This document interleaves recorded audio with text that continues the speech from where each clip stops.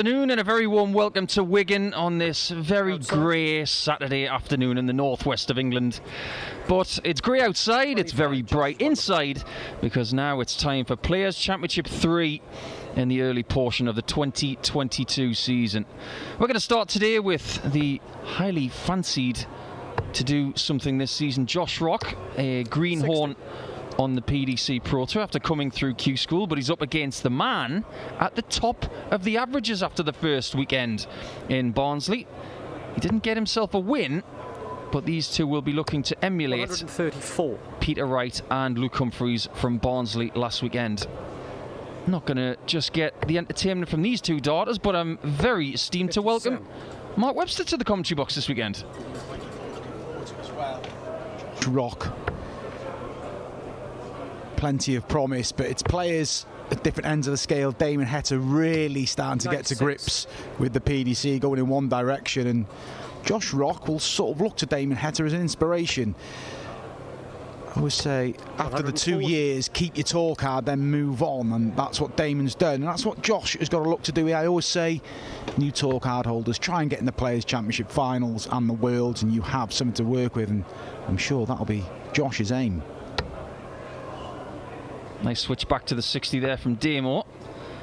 82. You can see what he was trying to do from 271 there, constructing a score that would leave a finish, but not getting that 25 could prove to be costly now, as Josh gets himself on a more manageable out than Damon probably would have had if he had hit the 25. Maybe expect Damon Heta to pressure this 104 of Josh. And I don't want to give you the big up, Paul, but you've always rated this guy. You spoke highly of Damon Heta. He's living up to it. He's a good guy, a good thrower. And you did call it, Paul. I've been very impressed with him. Likeable fella as well. Yeah, I'm not ashamed to say I'm a bit of a Damon Heta super fan. And we'll talk about our picks for the day in the next leg. But let's see if Damon can break through on a 130 here. This one's called the Baby Fish. And he's looking at double five after those plum 60s. 125. A sigh of relief for Josh Rock, especially on his throw. Just to settle in now. 20 for tops to get rid of this opening leg. Just got to refocus. 20. And already bit of pressure on the Northern Irishman. These are the finishes that many people don't practice. I must be saying that pretty much every weekend now. Game shot. But I think Damon Heta is pretty lucky to have been given that chance, but it's a chance he has taken.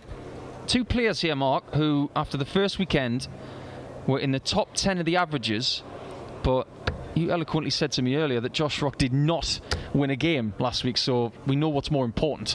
Yeah, it's early for Josh, isn't it? He's going to realise that you can lose quite often as well with these 100-plus averages. He had 102 and lost out in the first week, and he actually 56. lost out in the final round twice for the European Tours last night. They really hurt Paul, because he's won a couple of games last night, Josh, and got nothing to show for it. Yes, there's the confidence of winning, but the be-all and end-all is about getting through, and I think when players have come here with a disappointing Friday night, they've got to refocus, and you don't want to be pulling Damon Heta first match of the day, but look, he's going to have to start beating these players sooner rather than later. 180. Well, that is what you need. First maximum of the game for Josh. And who are we going to pick today then? Because I've gone for Damon Heta to win today, like I did 2 days last week. I'm going to be stubborn. Dan has gone for Krzysztof Ratajski. So who's your pick? Do you know, I fancy Rob Cross to go well today. He's obviously very disappointed. 98. Point to prove, and I think maybe just today he might prove that point. I like that pick a lot. Let's watch out for Rob Cross. And we will see how he does in the first game on streamboard number 2 with Dan Dawson right now. That was also 103. from Damon Heta, another chance to take a ton plus out. And he's now going to get a look at the 25. So 20 more than the checkout he got in the first 93. leg to double his lead. Yeah, Damon Heta's become one of those players. If you're not on song, you ain't going to get a chance against him. He's so solid. To come out the blocks here, got great action as well. And that's a 14 dart hold to double the break. And Josh Rock, who found a maximum in that leg, wasn't enough. And sizable task on his hands here. 100. And Northern Irish darts is in a pretty good place with Nathan Rafferty now on tour, with Daryl Gurney and Brendan Dolan, who didn't pick up a win last weekend, which is a bit of a shock. But yeah, Northern Irish Darts is in a good place. 60. But you work with John Park quite a bit on Premier League darts and things like that. I can't wait to see how he pronounces Josh Rock's name. It just sounds like the kind of name that John Park would say well as Josh gets his second maximum of the contest. Yeah, another one of the John Park challenges. Look at Heta, he's not. 140. Right, Josh has found himself in a good position here. He has to hold here. You go a double breakdown against Damon Heta in a race to 6. It's pretty much done. 137. But this is good from Josh. Impressive leg. Potentially 11 dart leg. But paramount, he wins this third leg to half the deficit and stay in touch. He's not under pressure now, 58. so you don't have to do anything silly. So if you get the 60, all well and good. He hasn't, so should be 16s now. Lay up, leave the shot, take a deep 44. breath, come back and hit it. Yeah, that was paramount. You hit the nail on the head, Paul. You don't start drifting into 11s and stuff, going for 14 and going for the ball when unnecessarily needed. He set up the leg, 12 darts thrown tops, and we should see Josh Rock get a leg on the board here. There's some pressure though. This is what great players do. They pressurise from nowhere. Double 10. Pressure on the 5s. And this is what that 177 does. It just makes things a bit twitchy. And Heta now has got options, and I think he's looking at the bullseye here. Oh, he's not. I was so wrong. How right is he? Oh, look at this. Sensational from Heta in a leg that he had no right to win. Well, he forced the error. The 177 made Josh Rock miss, and then the panic set in when you start chasing up for double 5. We all know when you go inside on a double 10, the wobbles and the panic comes 96. into play, and Damon Heta is in such a great commanding position here. 3-0 up with a couple of breaks. 140. What's your first impression of Josh Rock and the action that he has? Because it looks pretty smooth to me. Look, it's a great action, and the 2 legs he's lost. He's had 5 darts doubles. He had 2 in the first one, 3 in that one there. It could have been also different, but 55. He's going to realise really quickly that you miss chance against players like Damon, you will be made to pay. But it's early days for Josh. I like what I'm seeing with him. He's composed. There's no petulance from the young man. I know he's blown a couple of legs here, but there's no stamping around, shaking head. He's focused, and I think we're going to see plenty more of him. It's not looking good from here, but he's just got to keep digging in. There's 2 sides to the coin with draws like this. One, great opportunity to get some confidence by beating a top seed on the board, because if you are tuning 95. in for the first time today, top seeds will play first, second seeds will play third on their respective boards. But I suppose the downside of playing someone like Damon Heta is it's going to be a lot more difficult than beating someone who isn't a seed. And to 60. give you a little bit of insight into what board you have here on stream number 1, as we just look for Josh on the 170, and surely he's going to have a crack at it. Oh, Josh Rock! That'll give you a little bit of confidence after losing that previous leg that you shouldn't have, but if you wanted a little glimpse of his talent, it's right there. It backs up the point I said about no petulance. That is incredible from Josh Rock. Missed doubles, dropped his throw twice. 97. Could have gone into his shell and been rolled over here, but credit to, he's a determined young man. A 170. Importantly, one of those breaks has been clawed back for Josh now. 121. Heta's response is solid, but that first dart is beginning to be planted in 180. exactly the right spot. And Josh Rock is starting to find exactly what he needs against one of the most notable 180 hitters on the floor in the world. We talked about the Damon Heta action, but how nice is this Josh Rock? And there he's in again. That's the lie he likes. 180. Incredible from Josh, back to back. I like what I'm seeing, and I think a lot of our viewers on PDC TV will be enjoying this, but I guarantee you one person's not enjoying this, and that is Damon Heta, who is being chased down. But this is one of those moments you've got to keep the pressure on by hitting double 10. 34. And he could pay for that. Yeah, credit to Heta. Look where Heta is after the barrage he's faced in this leg. He's within striking distance. This is incredible. This will hurt Josh Rock. Double 10, nervy moments for both. And that could be the body blow. Josh Rock had a 170 to break back, 2 180s in the leg, and we see him nodding in the background. He knew what was coming. It's a double break restored. Heta 4-1 and in complete charge of this first round match. There's a phrase buzzing through my mind right now when it comes to players like Josh. 180. They're greenhorns. They've just come from qualifying school. They've shown already today that they've got talent, but 134. welcome to the elite. This is what they do. They steal legs on 100 checkouts. They've put themselves on 2 darters after 9 darts. It is relentless from some of the best players that we have on this planet. Yeah, and credit to Damon Heta. He's been within striking distance. We saw the 171 earlier to get rid of the 66. We saw it there. 140. Well, Josh Rock hasn't lost this match yet. If he does go on and lose it, he's just got to walk away and tell himself, I keep playing like this, I don't keep losing. It is as simple as that. But it's just been some performance from the Australian. He'll go bull here. He's missed it again 91. from the 271 setup, but is he going to pay for that? It'll depend on what Josh does right now, and that's a wide. Good recovery. 82. But while we have a moment, Mark, I'm just going to go out to the outside boards. At this point, we always have a little race to see who gets through the first round first.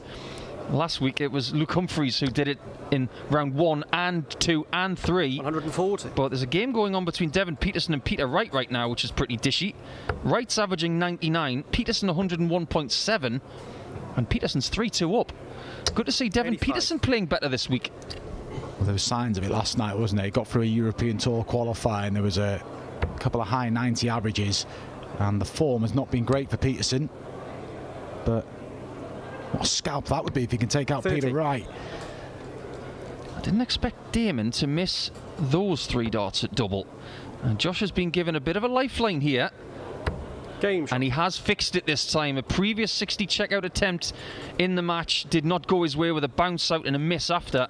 But this time, it gives us a little bit of a facial expression.